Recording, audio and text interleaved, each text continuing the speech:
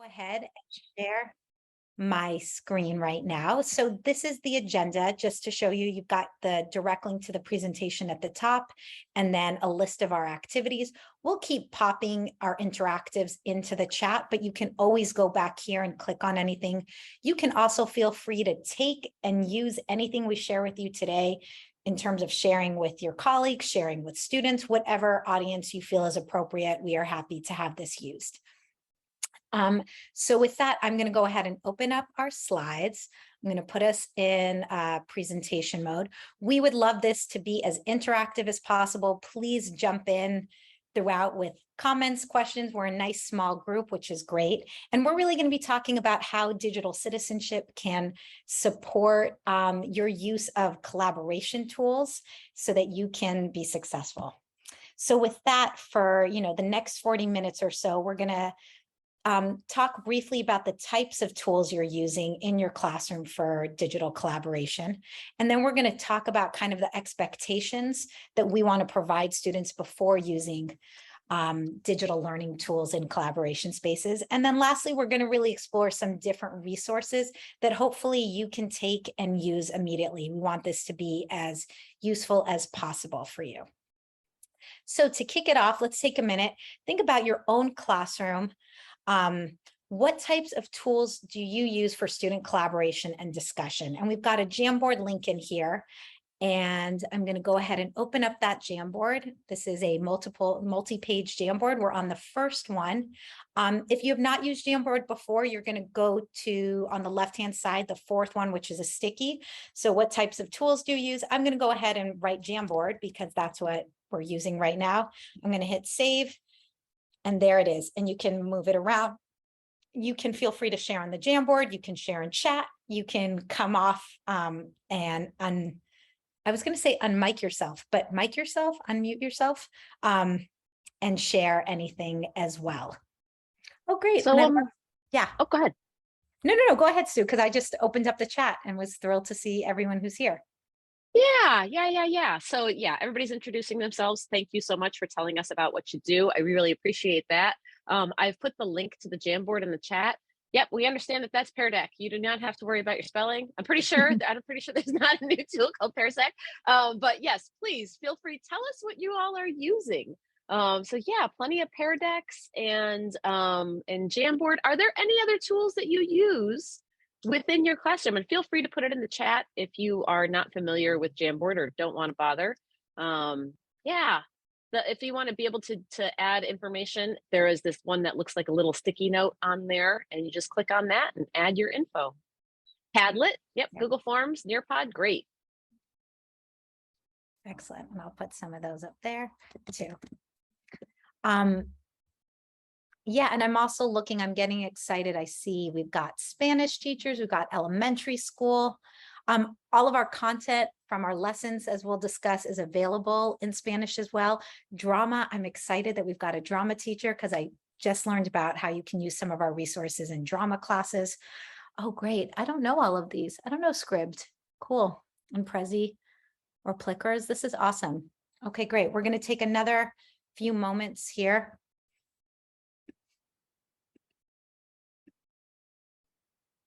So a lot of folks use collaboration tools. And for maybe some of you who do not quite use collaboration tools in the classroom as of yet, maybe today, we'll learn a little bit more about what is holding you back and ways in which you might be able to start to use some collaboration tools. You know what? Sometimes we are using, just like we're using the Jamboard here, I end up using a lot of these like physical sticky notes in a classroom for students to be able to collaborate. So it's not necessarily a digital tool, but we collaborate in other ways. So sometimes I use like physical Post-it notes and use a wall in that way as well. Mm-hmm. Great. And as we've got this great list going of what we're using, I'm going to invite you now on your Padlet to click to the next page. So at the top, there's that little arrow and you can click and it'll take you to page 2. And does that work? It's just an automatic. Yeah. Yeah, so I will also, I think if I put that in there and if you click We'll take you that, directly there. Okay, that will perfect. take you to the next page. Yeah. Learning while doing.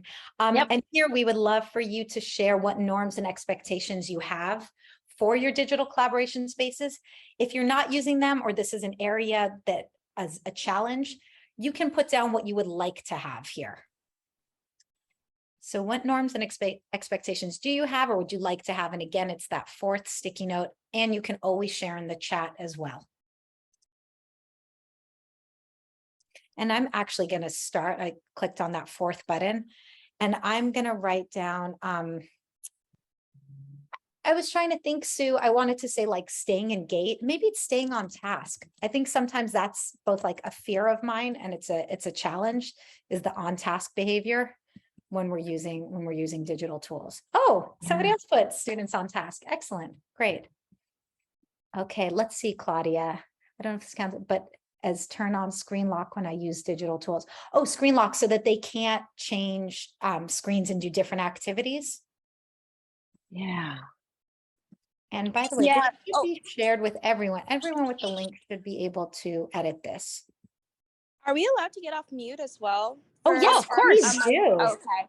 So yeah, what I meant by that was I usually like with Pear Deck, if you can make it instructor paced, I like to lock their screens when we're on an activity. That way I can make sure that everyone's engaged. They really don't have the option to kind of go to a new tab. You can do the same feature on like any kind of like Google Google Space kind of thing by just adding the add-on. I know for like Google Forms, when I give a quiz, I put the add-on that will lock their screen and also put a timer on, which I find to be very helpful. Excellent. Yeah. So having that timer keeps them on task. It also allows you to move on. It sets that expectation for here, and then nobody loses their content right in the middle of their thought, right? Like they know when they're supposed to be done. Mm-hmm. Is that why you use the timer? Yeah, it also helps with like a sense of urgency as well, Yes. because they'll know that, oh shoot, I only have 5 minutes to get this done. All right, I should be focused for these 5 minutes, because then they have no excuse because everyone got the same amount of time as well. Yes. Absolutely. Okay. So it sounds like you are setting them up with some expectations, giving them, I don't know if any of you go bowling, but I think about like the gutters, right? Like you're setting it up so they have a little bit of wiggle room, but they can't jump over into the next lane, right? Like you are trying to make sure that you're setting them up for success and maybe, blowing up some bumpers so that they go right down the middle, and know exactly, what they're supposed to do, right? So you're setting up that structure. Perfect. Yeah, exactly. And I'm also seeing the requiring their first name on responses. Yeah, so just being really clear in how we're presenting ourselves, what the expectation is there, accountable talk. Yeah, and so that they are accountable for the things that they are posting about themselves. So sometimes, we are able to use a tool that allows them to add their own name. And sometimes, maybe Claudia, you could share the lock screen. I was just looking to see if I could find a quick Google reference for it, or like a quick, a device. I'm not getting the appropriate responses. So if you have a resource that you could share, throw that in the chat. Or I'm sure, whoever is asking, you'd be willing to give them some quick information about what it is that you're doing afterwards. So yeah, this is why we're here, to be able to collaborate and help each other and set each other up for success too, right? Exactly. Yeah. And anyone have anything else to add right now? We can come back to this certainly, but any other questions or comments or elaborations before we switch pages for a moment?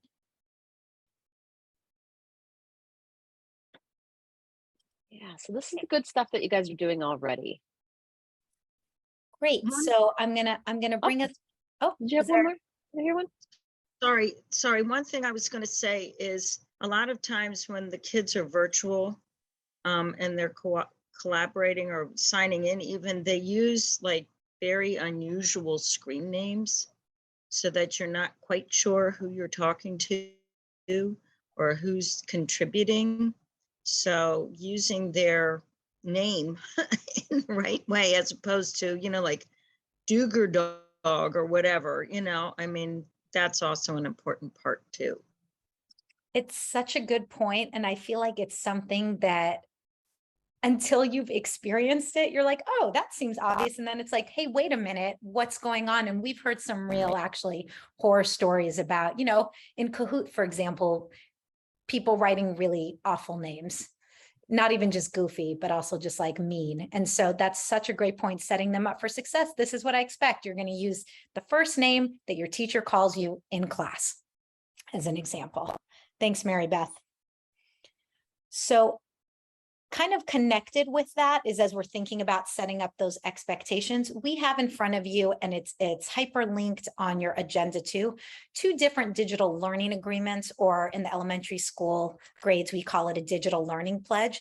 And this basically is almost like a checklist of, these are the things I should be thinking about. You can see here the staying safe for the elementary school, not sharing my school account passwords, not sharing private information. And this can be a checklist that you have posted that you bring up as part of your daily tech routine. Maybe before you do certain activities, it can be a resource as well.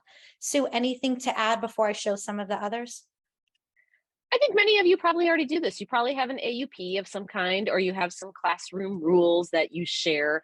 This is one that, we just have as an example that where you might be able to see, some other resources. Oh yeah, some other resources that, that maybe, or other ideas that maybe you hadn't thought about yet, right? This one is specifically for families, but maybe you might want to consider some of these ideas for yourself as well. I put the links to them in the chat, and thanks, Claudia, for sharing that information. Oh, great. Thank you. And just as one other note, there is an option to add in your own, so you can always tweak these too. The other kind of general resource we wanted to share are different classroom posters you can have up. So, the one on the top left is basically highlighting 5 characteristics of digital citizens around staying safe, protecting privacy, respecting themselves, with a little bit of description. I really love this middle one, the stoplight of, are we using devices now? So can give that visual cue of, are we using it? Is it up to you, full steam ahead? And then just kind of a reminder of how we treat our devices. I'm curious, as we're going through these, if anyone has any other posters or kind of messaging that you use in your classroom around technology use. For example, you might want to, when kids walk into the classroom, right, having one of these. I mean, obviously these are intended for younger students, right? You're not going to use this in your high school Spanish class or something, like it may not be the same kind of look. Maybe it is. I don't know. Maybe I think the stoplight you could use. Yes. That one I think might be appropriate for many ages, but you have to communicate to your students what your expectation is around, like, what am I supposed to do right now, right? At the very least, telling them what your expectation is might be a standard. And these ones are more for older students. We can all do the challenge of, can you read what's on my screen right now? Probably not, but the legitometer is a way to help think about as you're researching, what to be looking for. And then the top 10 things to think about, we developed with vocabulary as well. And there's a song that goes along with that. Yes, and I'm going to put the link to the posters in the chat if that's something that you're interested in for reading for yourself. And wanted to just highlight here that under additional resources on your agenda, we have links to the posters too. So just another place to find it if you're not grabbing everything from the chat. All right. Yeah, okay. It's one thing. Go ahead, Tali. Okay, so now we're getting more to the meat of our conversation, and what honestly is what fires up Sue and I the most and makes us excited about the work we do, which is basically, how are we building trust and relationships with our students for meaningful collaboration? So yes, we need these protocols, we need these procedures, and really it's so that we can set up this environment where we feel safe learning from each other, showing vulnerability, giving and getting feedback in a constructive way, and basically the foundations for learning, academic relationship, and hopefully, meaningful relationships in general. And anything to add there, Sue? Yeah, and actually, I'm going to have you, I'm going to have you, Sue, then transition to the next slide too. Okay, great. So I think, we can set these ground rules. We can say, here are the expectations. Here's what I want from you. Here's how we're going to do this. Right. But part of it is like, yes, maybe students will comply. Maybe students will do this. But at the same time, we don't just want compliance. We want good work. We want our students to be able to give their best. And sometimes, in order to be able to give their best, and to be able to try, right, to really make an effort and go, deeper into the content, they have to feel like they are safe. They have to feel like there is someone there who genuinely cares that they had a good time. And it's not just you as the teacher, but it's also their peers in the classroom. Nobody wants to look like a fool. Nobody wants to put themselves out there and try really hard for something, for students to, for other students to shame them, or if they really make an effort and they show some sort of vulnerability or do something like that. We want to make sure that we create an environment in our classrooms that is a place of trust, a place of safety, and a place where students can really work hard. So, maybe at the beginning of the school year, or maybe when your students are developmentally not quite ready to like jump headfirst in, we might do some collaboration activities that are lower risk, right? Where they test the waters.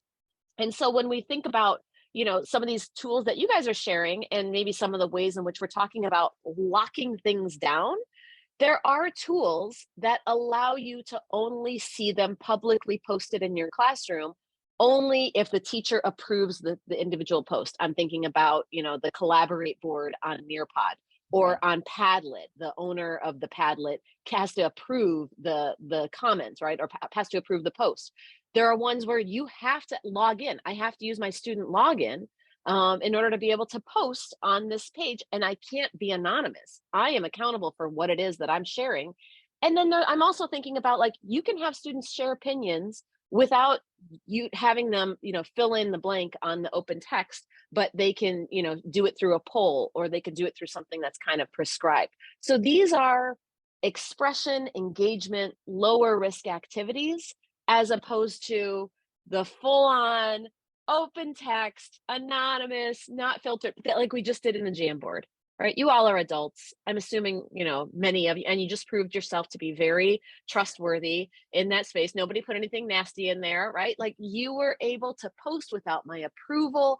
What I want eventually, what we are building towards as your students get older, is that collaborative, open, environment, right? Where we want students to be able to engage in that. So think about some of those tools I put at the bottom there, and think about where they fall on that list of lower risk, higher risk. I didn't put them in any order. I just put down some of the ones that maybe, some of us use. And where would they fall on that lower risk? And some of them might be all the way across because they have varying controls on them.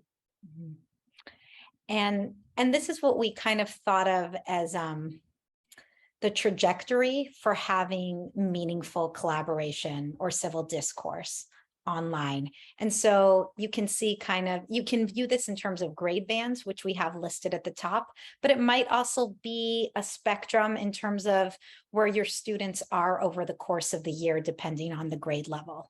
And so that some of these are some of the foundational skills for that, with ultimately the goal of being able to really take different perspectives and empathize and back up any views respectfully and with evidence.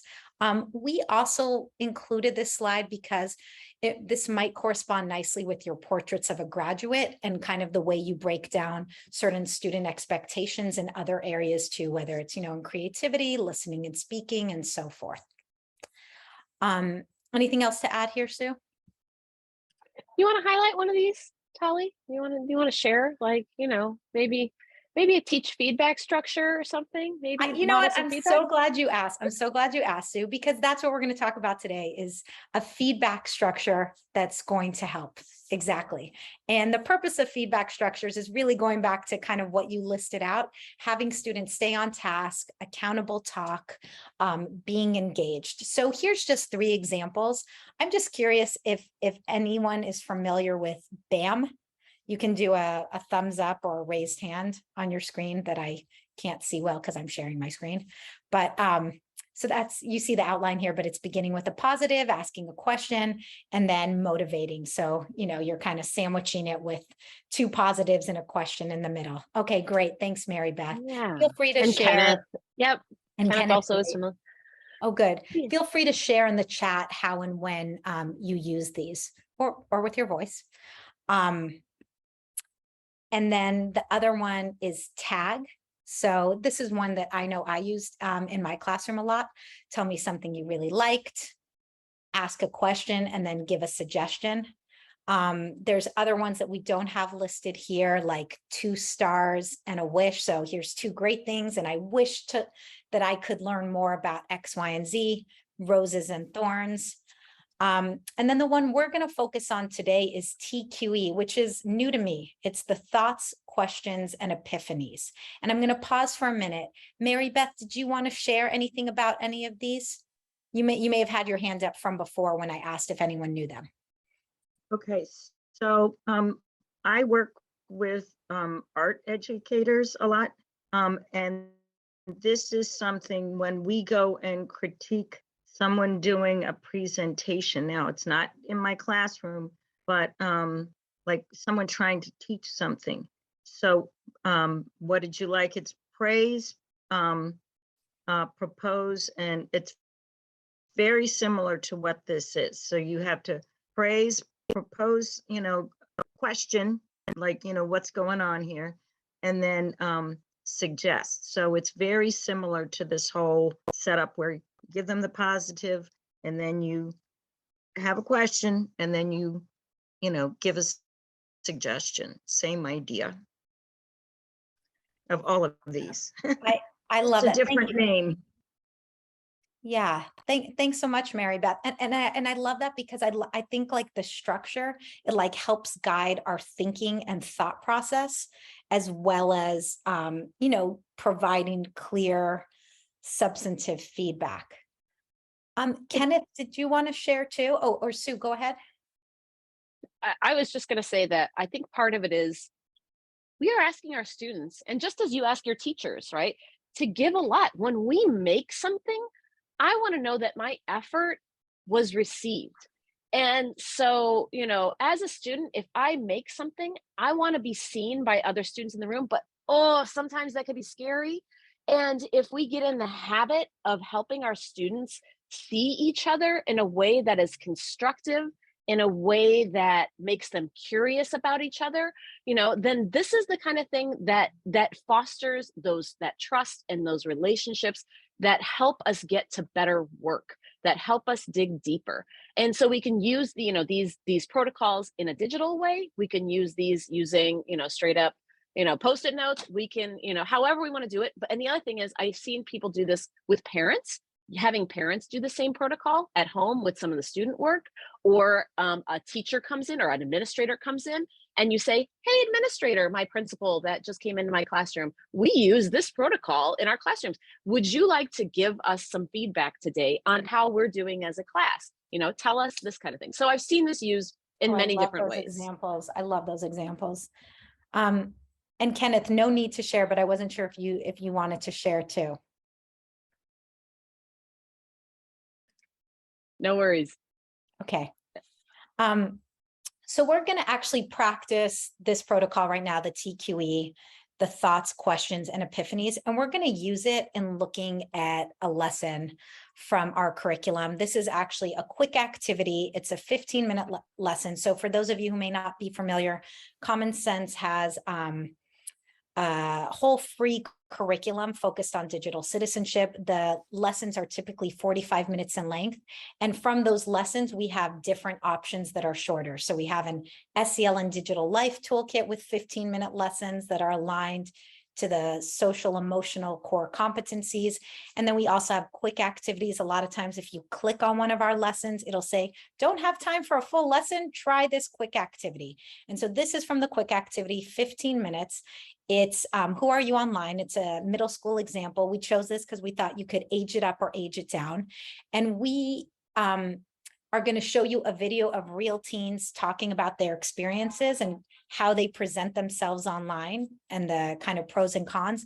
And we're going to ask you to use the TQE protocol. And the reason we're doing it with a video is because we figured that's like, you know, in a classroom, if you had students commenting respectfully on a video of kids talking about their thoughts and feelings, then that would be an easier transfer to responding respectfully to their peers, sharing thoughts, feelings, creations. So just to show you, you have an option. You can just watch and listen. Or as you're listening, you could go ahead and jump to page 5 in your Jamboard, the last one, and start to mark down thoughts, questions, epiphanies. So you have a choice. We'll give you a minute after the video too. Oh, thanks for putting that Jamboard link back in. So before just to be clear, I just want to make sure that's clear. We're asking you to pretend like these students in the video are your students, right?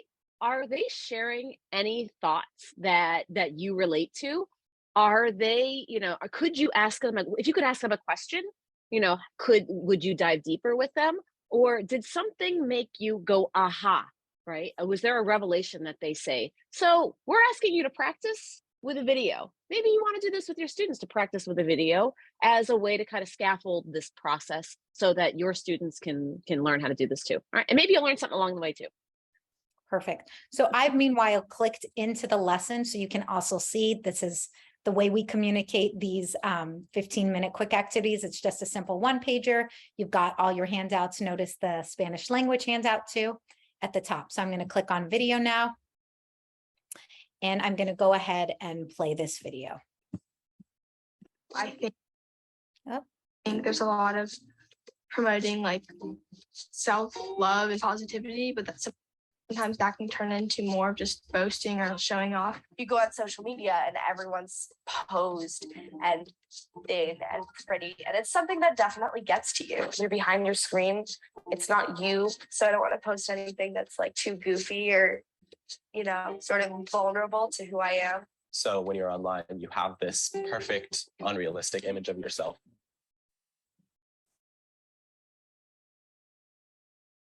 I think that a lot of the pressure of being a teenager, regardless of who you are, is putting an image out there of yourself that societally is more accepted and more well received. I think there is a lot of pressure to present a version of yourself that's close to perfect. I would say most of that pressure comes from myself and me wanting to look a certain way and present myself a certain way. I do like being on social media because I like to like express myself in different ways that people don't see me like in person. You're able to pick and choose what people see. But if you are constantly displaying yourself as always happy, it can create a lot of anxiety and depression, just a lot of stress coming from, okay, how am I going to display myself online and how am I going to display my online self in the real world? There are definitely photos where I've like put filters on it or like edited in some way where I look skinnier or prettier or have less freckles or whatever it is. You have all these opportunities to tell people about who you are, and people tend to edit that because they want to be liked. I tend to edit that because I want to be liked.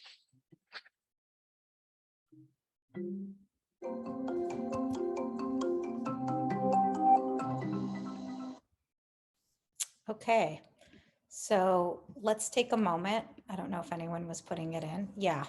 And let's take a moment to reflect on your thoughts, questions, and epiphanies. And I'm gonna have a sit for just a minute in quiet.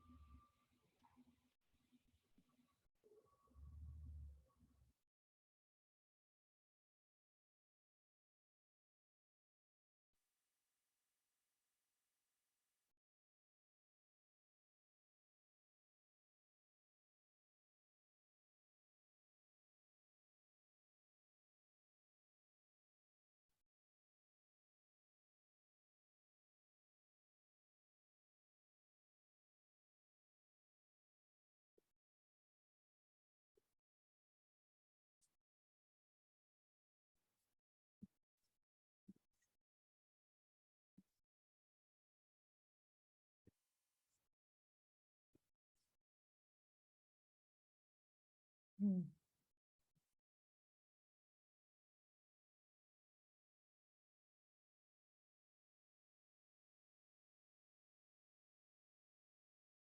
Yeah.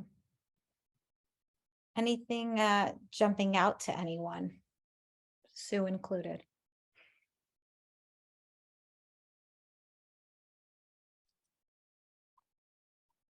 I think it's harder because we don't actually know these kids and they're not personal to us. And that was just such a short little snippet to practice. We chose this because it's a short little snippet and we didn't want to waste too much time with a long video. But the more someone gives to you, the more they share with you, I think the easier it is to be able to pull out some of those things, right? So yeah, this is interesting. Mhm. But looks like you guys all, yeah, just practice, right? Is social media really important? Yeah, that's one thing I would want to ask these kids too. Do you feel the need to filter everything you post? I think even younger students are posting their perfection about their gaming abilities. Gaming abilities, yeah, for sure. You only put your wins down. You don't put your frustrations and losses. And I think someone had earlier, I don't know if it went away, had said I identify. Yeah.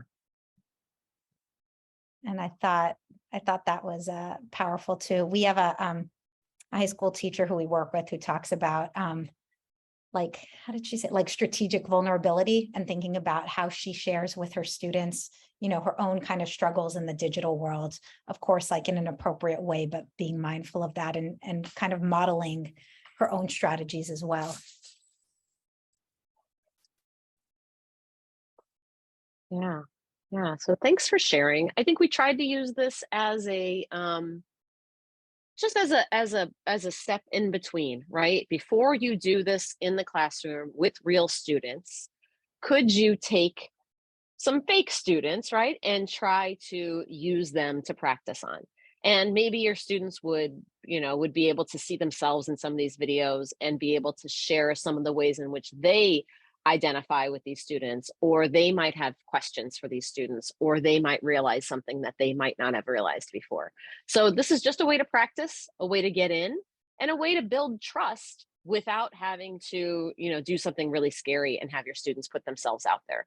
So eventually, we hope that your own students are making creations, are sharing their own thoughts and ideas, are able to express themselves in some way. And it's not just, they're not just receiving student feed or teacher feedback, but they're also receiving student feedback.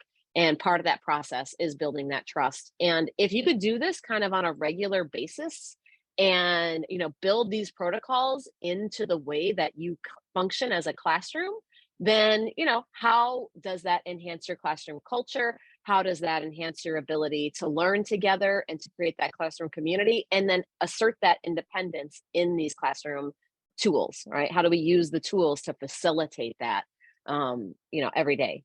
Mhm. And I think also an outcome of that too, hopefully, is that we're also developing like student leaders who are taking what they're learning in our classrooms and applying it in other contexts and applying it outside of the classroom too.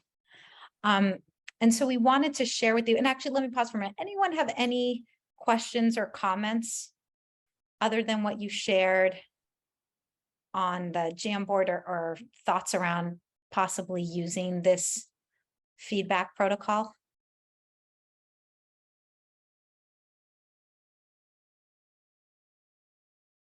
We're good, Sue? Okay. I'm good.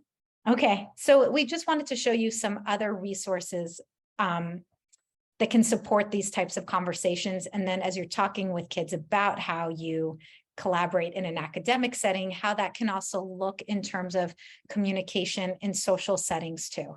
So this is a link to an 8th grade lesson. We chose this lesson because it has a digital dilemma, which is applicable to middle and high school. And here's just an example of the dilemma we have here. Sue, can you read the hurtful meme one? Sure, of course. You want to share your screen a little bigger so we can present? there we There we go. So, you know, so in this situation, this is a digital dilemma about, this is a made up scenario about some kids, right? Maya saw that one of her friends, Luke, had liked a meme. The meme showed a picture of diamonds next to a picture of immigration officials. It said, Mexicans are worried about the wrong ICE right now. As soon as she saw the meme, Maya felt uneasy, and there were tons of Mexican students at her school, including Maya herself. Many of them were US citizens, but some were not. The meme hit close to home, plus everyone could see that Luke had liked it. Like, Luke was their class president, and the students had elected him to represent them. Maya also considered him one of her closest friends. Yeah. So in this scenario, what we're asking students to do is to go through a protocol where they are identifying how different people in the scenario might feel and what challenges they're facing, and maybe create some options eventually. So Tali, how do you want to do this now? I wanted to more just highlight it in terms of, this is the thinking routine here, as Sue was saying. You could lead students through. We had focused on the feel and created a Jamboard. We're not going to take the time to complete that right now, but just wanted to show you what that could look like in terms of, setting it up as Maya and Luke.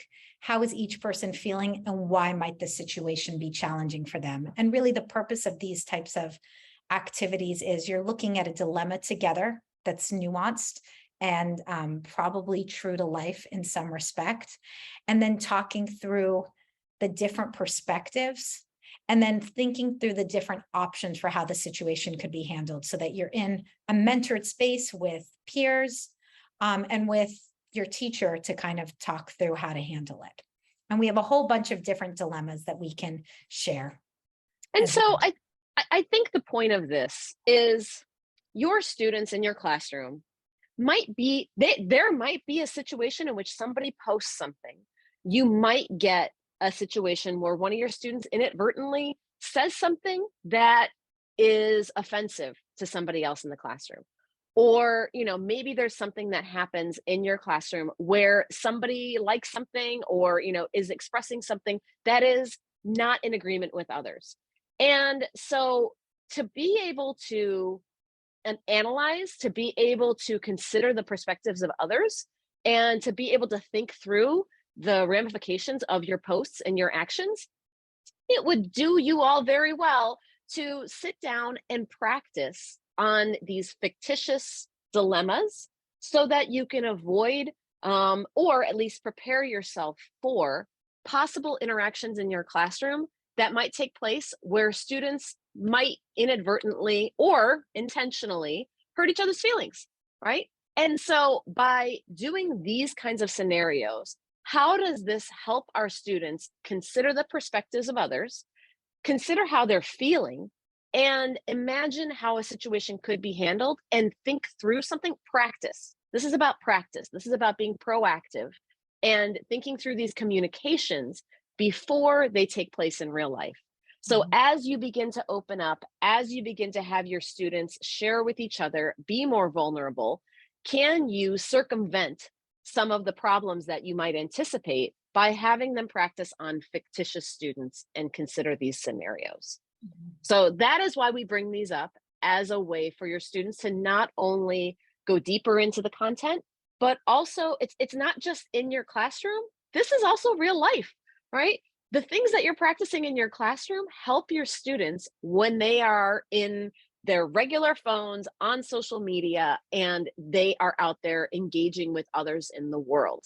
So the things that you do in your classroom, the feedback protocols, the considerations that you ask them to make when they are in your classroom practicing communication with each other, are also the same skills that they use out in the real world with their social media, interactions and communication.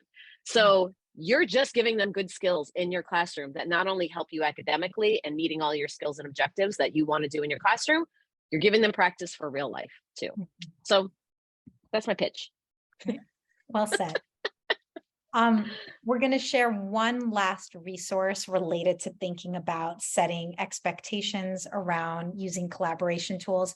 And I know we have a lot of elementary school folks joining us too. This is an example. It's another quick activity, so a 15-minute lesson for lower elementary school. we the digital citizens, and just talking in general about what it means to be a good digital citizen. And we're just going to show you the video here.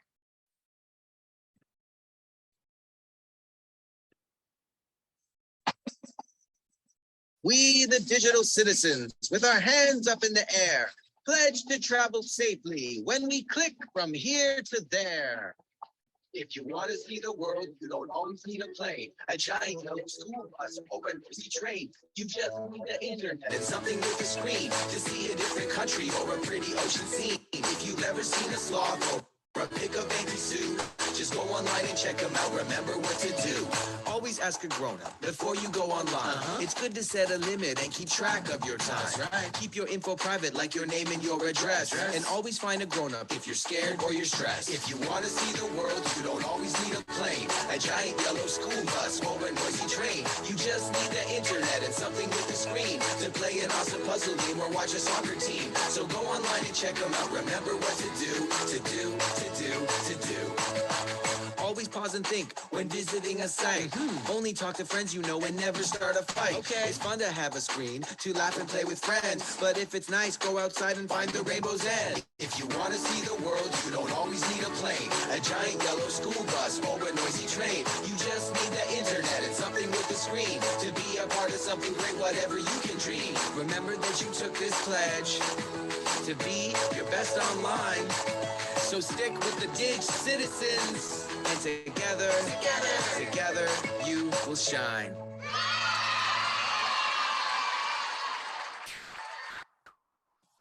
I love that video. It does get stuck in your head. Okay. Go ahead, Sue. I was just going to say, it's not just about watching the video. You watch the video and then you sit down and you have a conversation, right? You sit down and you have a conversation with your kids and you say, all right, kids, what did we learn in this video, right? And how can we do that? Why is this important, right? The video is just a jumping off point, but it really allows your kids to begin the conversation about the ways in which they communicate with others. What are their responsibilities? How do we say, when something bothers us or we see something that is not okay, right? Like these are just jumping off points to begin a conversation. And how do we stay safe and all this good stuff. So these are just the conversations that we have before we engage with our students in these collaborative tools and in these spaces. And there's examples of the types of questions you could ask them to have a discussion.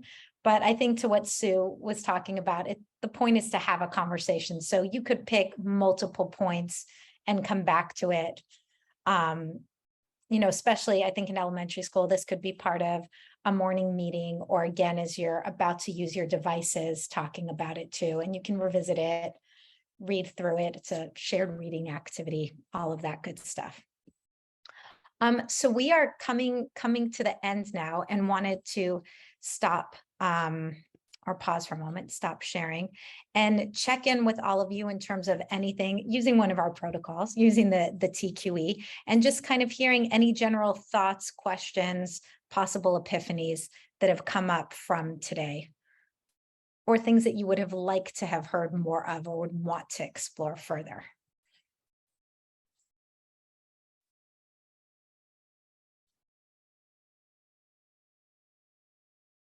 Yeah, Kenneth.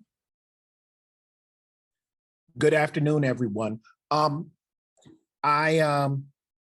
guess my question is more around how would I get started with the TQE? What type of discussion? I teach middle school. What type of discussion would sort of lead into talking about that? Yeah. Do you ever do any projects where your students are sharing with each other?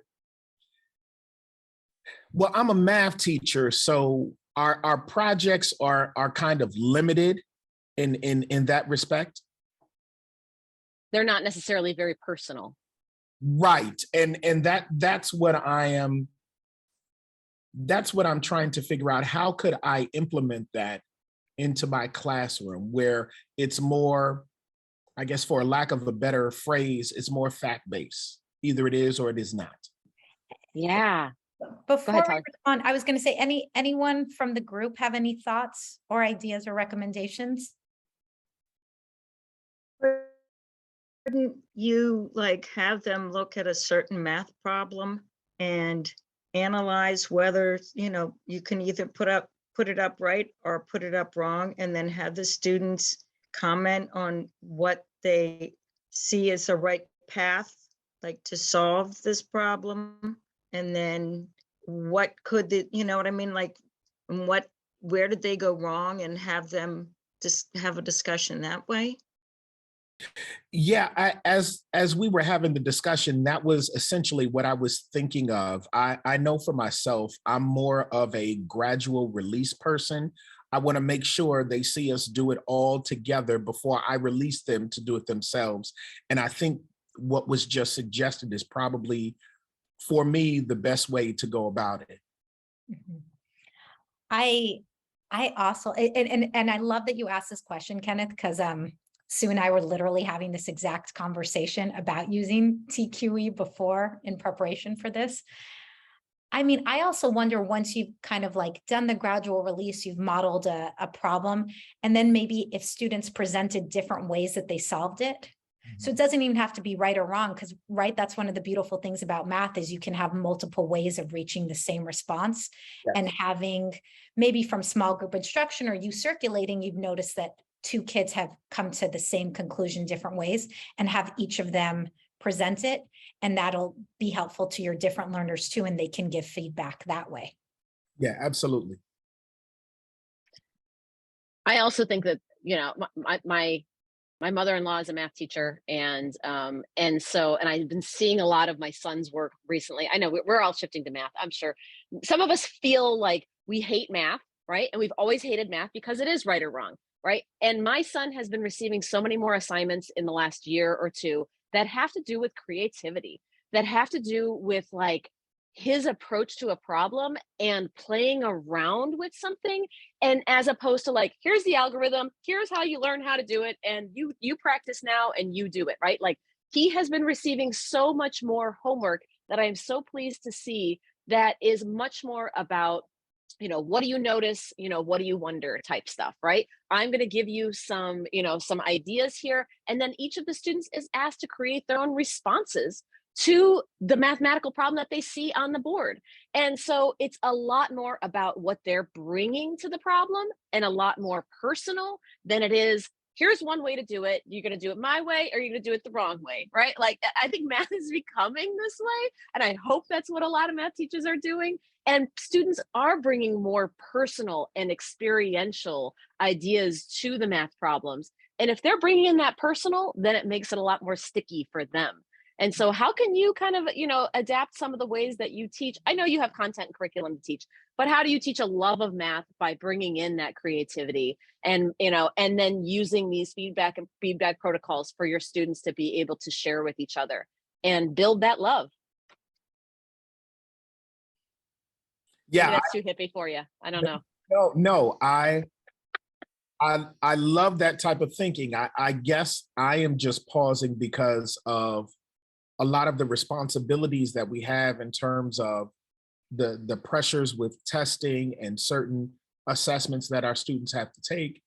How do I fit that in? Because I believe that love of mathematics would grow if students were not sort of forced with all of the algorithms and more of the creativity.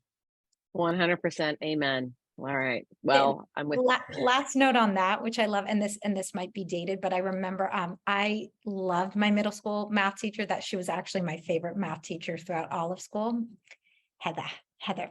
But so Miss Heather, she would actually have us once a week, we would write our own math problems and present them to the class. And so I don't know if there's an opportunity for something like that. Again, where you've got that creativity, she would pick people's names out of a hat. I don't know how rigged it was, but it seemed like everyone got a turn, or the people who needed it most got it at that point. But just another idea for that. It wasn't a big time suck. It probably took no more than 5 minutes. I will also say, one thought I had is, can you have them TQE you as a teacher? What Ooh, if they were giving you yeah. feedback about the way that you are presenting information to them? And that might be the beginning. And I suppose that goes for anybody, right? Yeah. Asking your students for feedback on the way that they like to learn. What is it that they got out of you today? What was, what were some initial thoughts that they had? What were some questions that they had for this? What if this is your exit ticket protocol, right? And you begin with you. That might be a great way to begin with some of this. Thank you. I'll be trying that tomorrow. Okay. All right, great. Yeah, keep in touch. Keep in touch. Please let us know how it goes. May I, I'd like to also note, make a suggestion, because I know word problem is very hard, even for our lower elementary math, and tie it to comprehension. So come up with a word problem where maybe there are extra information that are not needed, and have the kids visualize or draw what the word problem means, and ask them, do they have the same interpretation for the word problem? Let's say student A drew this word problem differently from student B, then you can ask them the thought process, like, why did you add this illustration to this word problem? Was there a piece of information in that word problem that shouldn't be there? And so you go ahead and elicit those kind of thought process. And at the end, so what can we notice about a word problem? How do we come up with different visualization of a math problem? And then you sort of try to draw in their epiphany. Oh, we interpret math problem depending on how we understood some of the words. There are multiple meaning words for your ELLs as well. Let's say plot, for example, is a difficult word. Sum may sound like some. So in terms, that is, before you even talk about algorithm, see if they understood the word problem. So I think that is a wonderful way to introduce Q&E before diving into algorithm, as you talk about math, even as a literature teacher or a science teacher for that matter.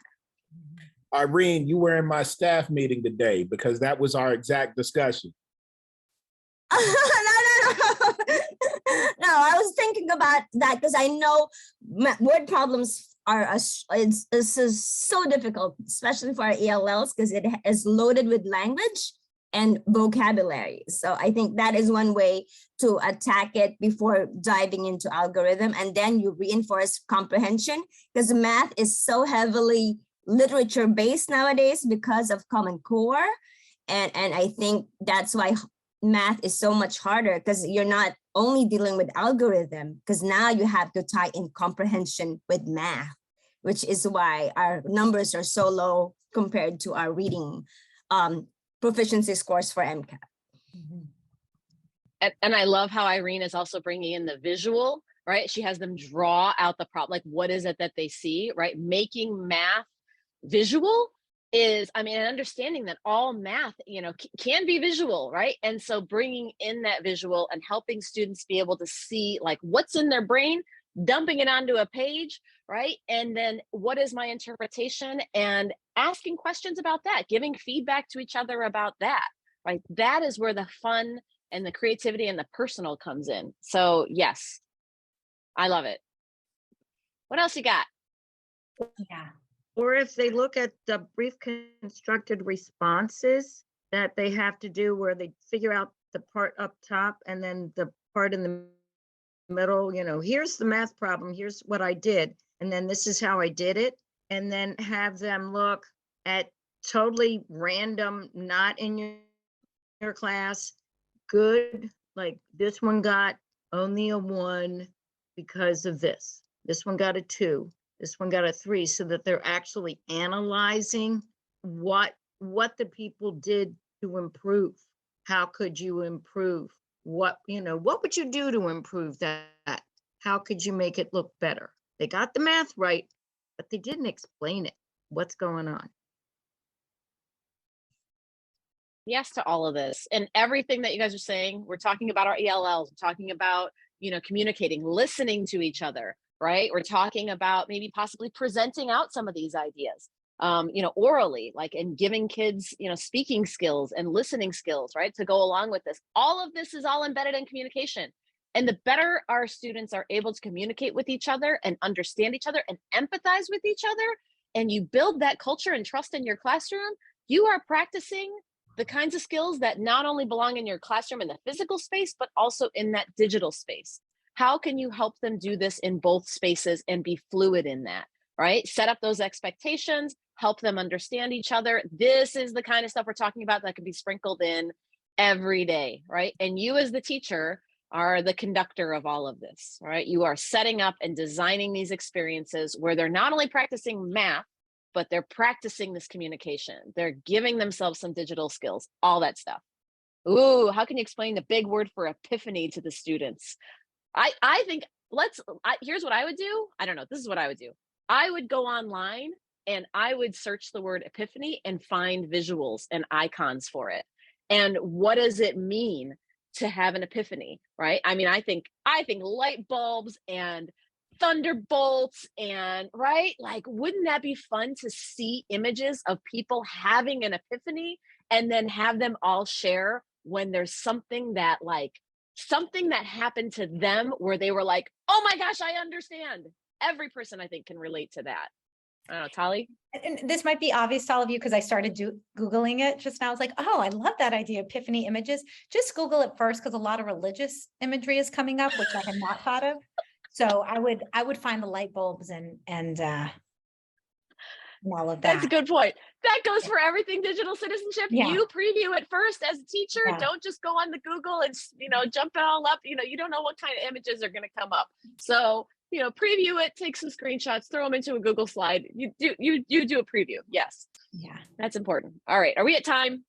We are at time. I think also always having examples of what an epiphany looks like at their, grade level or age level. I'm trying to think of a recent elementary school epiphany, but just like thinking about my kids when they suddenly realize like, oh, that person is the same as that person or something like that. Epiphany.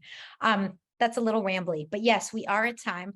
Wanted to thank you all so much for coming. We dropped the survey link in the chat. Oh, great. Thanks, Sue. The Noun Project. Love the Noun Project. If you have a moment, that survey should literally take you just 1 minute to let us know your thoughts. And again, really appreciate your time. And thank you again so much, Kim and Monica, for inviting us. Thank you, as always, for being our partners and for being here with us tonight. Thank you, teachers. We know your day was long, so thank you for spending a little bit of extra time with us. And we will post this recording on our website. Thank you again for being here. Thank you.